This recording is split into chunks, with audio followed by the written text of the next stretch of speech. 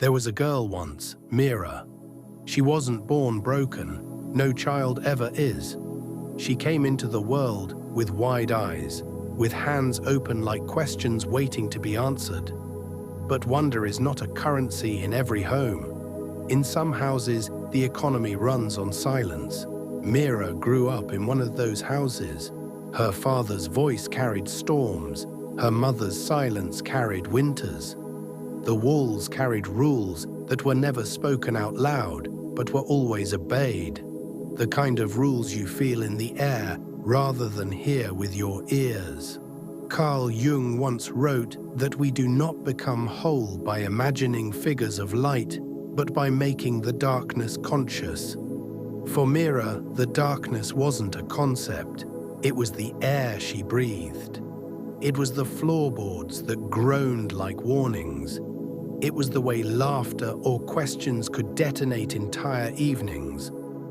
And you, think back to your own childhood. Did you learn that truth was welcome in your house? Or did you learn, as Mira did, that truth was dangerous?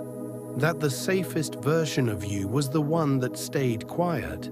Children like Mira become apprentices of survival. They learn to read faces like sailors read the sky.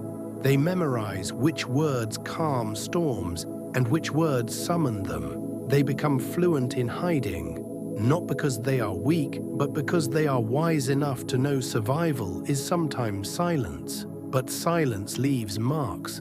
Trauma is not only the event itself, it is the denial of the event.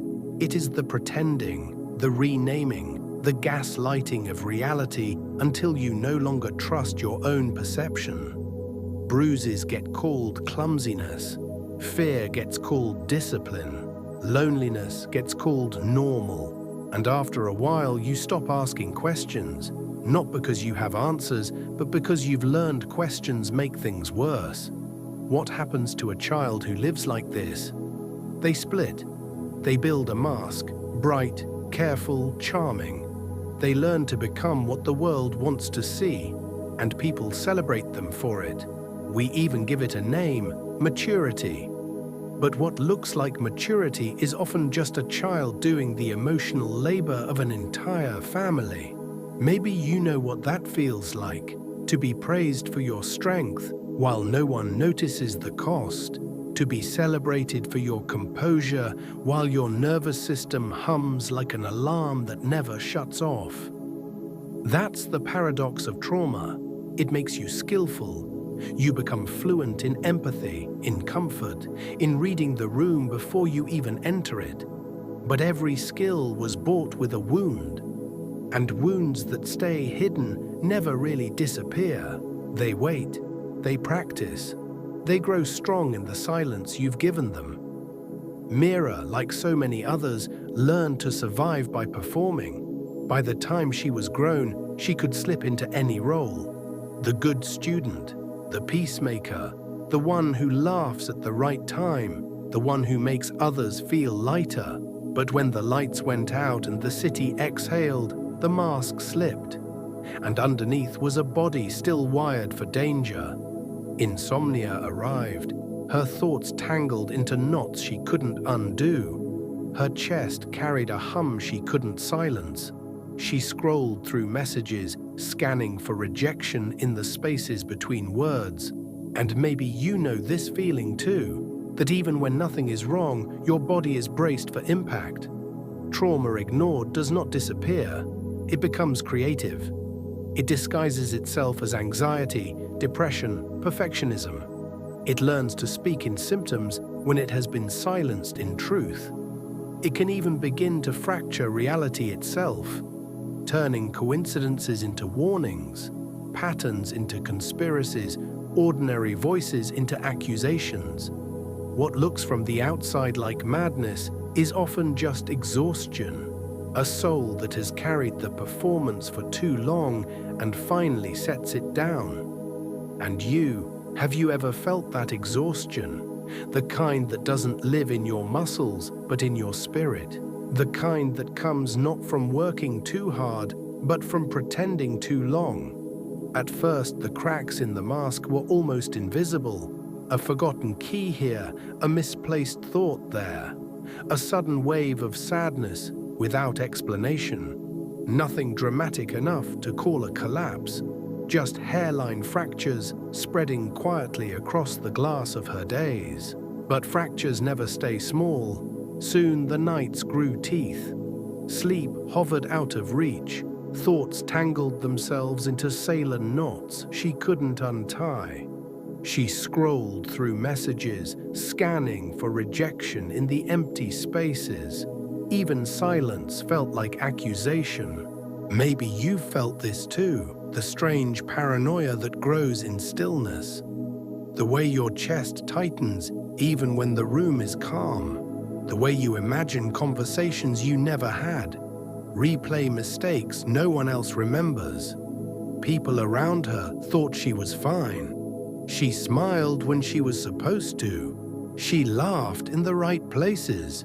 She carried herself like someone who had things under control. And that's the trick of masks. They protect you from danger, but they also make it nearly impossible for others to see you drowning. She tried therapy again, but even there the performance came with her. She spoke with intelligence, described symptoms in polished words as if insight could fix the pain. The therapist nodded in rhythm, wrote notes, offered strategies. She left with lists that looked useful but felt hollow. It was like cleaning the surface of a mirror while the reflection remained fractured. Because trauma doesn't stay quiet. It trains in the dark. It builds muscle underground. It waits for the moment your guard is down, then pushes through the cracks you tried so hard to seal. And then came the voices, not booming commands, not cinematic visions, just whispers that arrived half a second before her own thoughts. Don't say that. They'll leave. Don't trust her. Don't trust yourself. She knew they weren't real, but they felt real. That's the cruel genius of the psyche. Even when it invents, it convinces. Then came the patterns. Every red light on the street felt like a warning. Every overheard laugh felt personal. The radio spoke in perfect coincidences, aligning too neatly with her thoughts. She told herself it was nonsense, and yet the story was seductive. Like a nightmare you half believe even after waking. Carl Jung described this as the uprising of the unconscious, when the buried parts of the self begin to storm the gates of daily life, when the shadow refuses to remain in exile and instead dresses itself in symbols, coincidences, and whispers. It's not insanity. It's the mind's desperate attempt to bring the unseen into view. And you, have you ever wondered if your anxiety, your overthinking, your paranoia might not be madness, but messages? Signals from the parts of you you've worked hardest to ignore. For Mira, the collapse wasn't loud. It was quiet, a soft surrender. She ran out of energy to hold the costume together, and that's what many call going crazy. But often it's simply exhaustion. The soul finally putting down its tools. She began writing. At first, ordinary things, groceries, reminders, quotes. But the sentences grew raw. She wrote the same line again and again. I didn't deserve this. She wasn't sure what this meant, but her hand knew better than her mouth. Have you ever written something down and realized the truth on the page was braver than the truth in your own voice? That your hand confessed what your lips could not. The notebook became her confessional, not neat, not poetic, just ink and pressure, pages filled like riverbanks after a flood. She wrote, I am tired of being a mask. I am tired of pretending this doesn't hurt. I am tired of apologizing for existing. Those sentences didn't fix her life, but they opened a door, not out, in. For the first time, the performance faltered, and underneath it she heard something small but steady. Truth. And you. What truth have you been afraid to name? What sentence is waiting in your hand if you dared to let it write itself? One night in winter, when the wind rattled the window panes, Mira sat on the floor with her notebook. She didn't aim for bravery. Bravery had been another mask. She only aimed for accuracy. Her pen scratched a single line: I was not loved the way I needed to be. No rage, no drama, just a fact. And facts are dangerous because they strip away denial. They leave you nowhere to hide. But facts are also sacred because they can be the beginning of repair. From there, she built small rituals. Morning, sit still, breathe like a person who belongs here. Afternoon, walk without headphones, let the world speak in its own voice. Night, write until the fear ran out of interruptions. Tiny gestures, but survival often begins with what looks insignificant. When the voices returned, she didn't fight them. She listened, not as orders, but as echoes of a frightened child. Of course you're afraid, she whispered. You learned to be. And when the patterns tried again, the coded signs, the conspiratorial songs, she answered differently. Thank you for trying to keep me safe, but I'm here now. That I'm here was not poetry, it was rebellion. It was ownership of a life she had once abandoned. Healing didn't crown her. It didn't erase the shadows, but it gave her back her edges. She could tell where she ended and the mask began. She could meet her grief without drowning. She could feel anger without destroying. Grief arrived like weather, uninvited but undeniable. It brought photo albums she had hidden, voices she thought she had silenced. She grieved the child who became a diplomat, the teenager who thought perfection equaled safety, the adult who mistook usefulness for love. Grief didn't kill her, it introduced her to herself. And anger, the outlaw she had feared for so long, turned out to be less a monster and more a guardian. It drew lines in the sand where her boundaries had been crossed. It taught her no doesn't always mean war, sometimes it means home. One day she laughed in a cafe, not the careful laugh, not the rehearsed one. A raw laugh, unpolished, unplanned. Her friend blinked. You're different. Mira wanted to say, I'm not different, I'm just not hiding. But she let it go. Not every truth requires translation. And you, when was the last time you allowed yourself to laugh without checking the room first?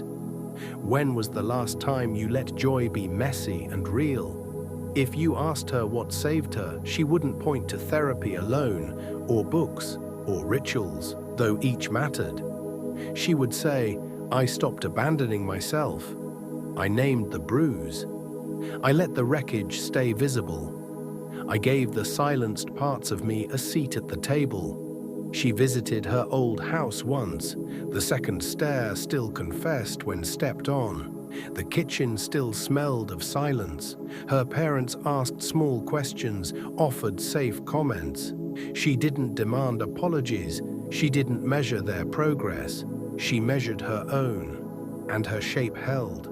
She spoke just enough to hear her own voice in a room that once taught it to whisper. I'm living different now, she said. Not loud, not theatrical, just steady. There is a myth that healing is a staircase, linear, predictable, upward. But it is not. It is a tide. Some days bring shells, some days bring seaweed. All of it belongs. All of it reshapes the shoreline. Sometimes her healing looked ordinary.